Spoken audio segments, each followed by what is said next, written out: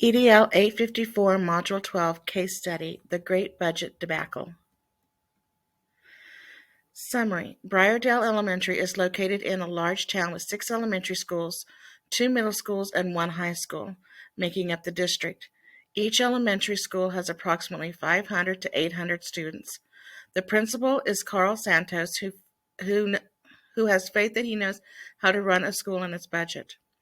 The funding for supplementary curriculum subjects is done through a foundation founded by each school. There is some confusion about how funds are allocated. There is also quite a bit of competition between the foundations to see who can raise the most money for their respective school.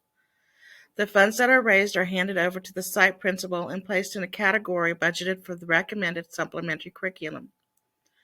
Briardale forwards its recommendations to the school site committee.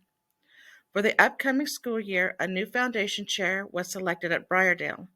Mr. Barely is a Harvard graduate and is eager to begin raising funds for the school. A fraternity brother of his is also a foundation chair at one of the other schools. Mr. Barely remembers a money-raising idea of selling raffle tickets that his fraternity used that was very successful. After making a strategy of selling the tickets, Mr. Barely brought his proposal to the foundation for approval, and it was accepted. The tickets were sold, and Mr. Briardale was getting ready to have the raffle drawing. On the night of the drawing, Mr. Barely was arrested for holding a raffle for cash event because someone tipped off the police about the event.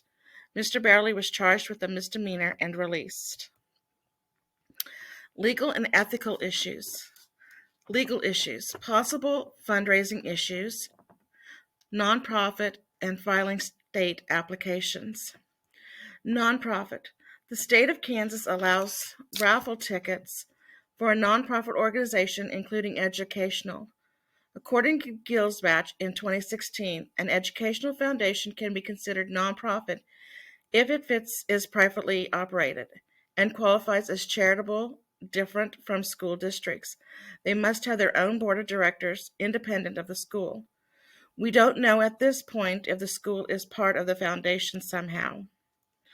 Ethical issues. Did the principal know about the violations being committed, and did the foundation know about any violations being committed? Fundraising violations. Was I aware of the foundation of the laws being broken, and was I as principal diligent in checking into the legality of the fundraising act? Did the foundation check about violations? Was Mr. Barely also diligent, or was he letting his ego get the better of him? The breaking of these legal issues could harm the reputation of the school, me, the principal, and the new foundation head, Mr. Barely. Also, this could harm the students, school, faculty, because we rely on this fundraiser to help fund many projects. School districts could be held responsible. So Mr. Santos, principal of Briardale School, allowed Mr. Barely, the new foundation chair, to hold a new charity fundraiser, which turns out to be a raffle for cash, which was held illegally. So synthesis of some facts. The people. What we do know. Mr. Barely, principal. Mr. Santos, principal of the Briardale Elementary, who believes he has a handle on the school finances. We also know about Mr. Barely, the foundation head. He was a Harvard graduate, and he's the foundation chair. And we know about Mr. Morley, who's a rival school foundation head and a known associate of Mr. Barely back in their college days. Some of the things that we don't know who the tipster is and his or her motivation in informing the police. We also don't know if the school district's role, were they aware of the foundation or the fundraiser, or did they know about the school having a fundraiser, just not what kind it is? What we do know about the location, we do know it's Briardale School is located in a city with 6 other grade schools, 2 middle schools, and 1 high school, and that we know it is a diverse community. It houses about 600 students, K through 5, and it is used as a center for the community events.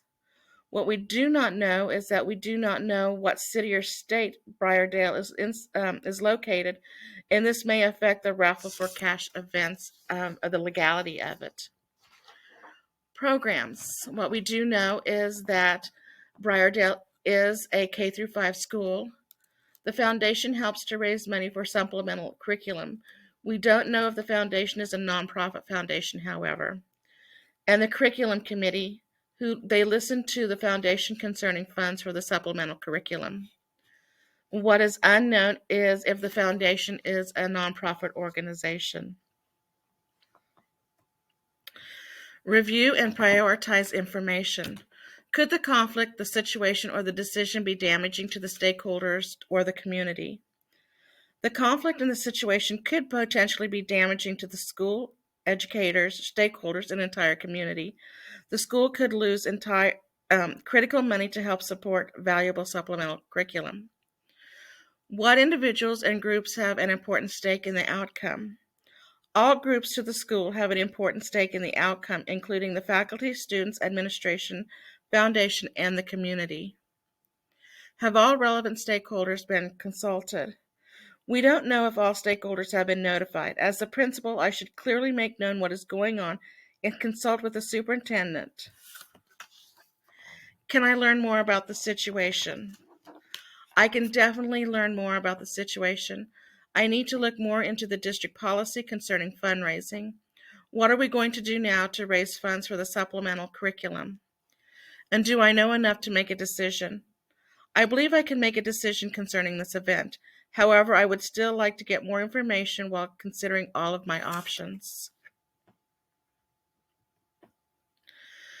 These are my 4 options that I came up with. Option number 1, make no decision and take no action. The pros of number 2, return all money raised and not have any supplemental curriculum funded for the year. Option number 3, remove Mr. Barely from the foundation and do away with all foundations and have supplemental curriculum funded by the district. Or number 4, review all state and district policies regarding supporting supplemental curriculum and fundraising efforts and set up policies so this event will never happen again. So option number 1, the pros of this option is that it's the easiest option and doing nothing and I hope that it goes away. The cons, we have legal issues. The foundation could run another illegal fundraiser. The principal district could be sued by those who participated. And our ethical issues, supplemental curriculum not funded. The school, principal, and foundation now have a tarnished reputation, and Mr. Santos is not taking any of the blame. Option number 2, solve some of the ethical issues. The ethical issues that are solved is we will have transparency with the community explaining what happened, and the stakeholders could get their money returned. Cons, no supplemental curriculum this year, which could lead to the events not being reinstated next year. No legal issues were solved. The foundation still could illegally raise money, no district school policy put in place, and Briardale's reputation is still tarnished. Option number 3, the pros, the foundation fundraisers could not have another fundraiser that goes against laws or policies. The foundation would no longer have any say in school curriculum, and it takes away the competition between the schools. Cons for this option is that Mr. Santos is still passing the blame and not taking any of the responsibility. The supplemental curriculum may not be funded if the district has no money in the budget. And the foundations are a part of the community, and stakeholders may not like that an important part of the community is gone. Option number 4, the pros. This option would solve some of the ethical issues. Trust is rebuilt between the schools and stakeholders, and Mr. Santos, I, as principal, finally take some responsibility. The legal issues, policies, and guidelines are set up by the district following state laws that all schools and foundations may follow. The cons to this option, setting up policies could be expensive and time-consuming, and the foundations may not like having restrictions placed on them. I decided to go with option number 4, review all state and district policies regarding supporting supplemental curriculum and fundraising efforts, and set up policies so this event will never happen again. So my plan for this is to first address the community and stakeholders about what happened concerning the fundraising event. Let them know that we are looking into it and that both Mr. Barely and I are taking responsibility. I would then request a meeting with the district office and foundation heads. We would need to discuss need for policies regarding fundraising and supplemental curriculum. Then ask the district to set up a policy creating team. Include district and school administration, legal counsel, and foundation heads. Have the policy team create legal and ethical policies for fundraising. Go over the state laws regarding fundraising, and all fundraising must now be approved by the superintendent. Then we would need to share new policies with the foundations. Set up meetings with all foundation members and go over the new policy. Discuss better ways of communication between the foundations. This way we would no longer have any competition between the foundations, and they could work together to help each other supplement curriculum. And communicate new policies with stakeholders and community at large. We would need to have a meeting with the teachers, the parents, the businesses, and the community to explain what the new policies that we are having put in place and how we are going to go forth from now on with the foundations and raising new money for our supplemental curriculum.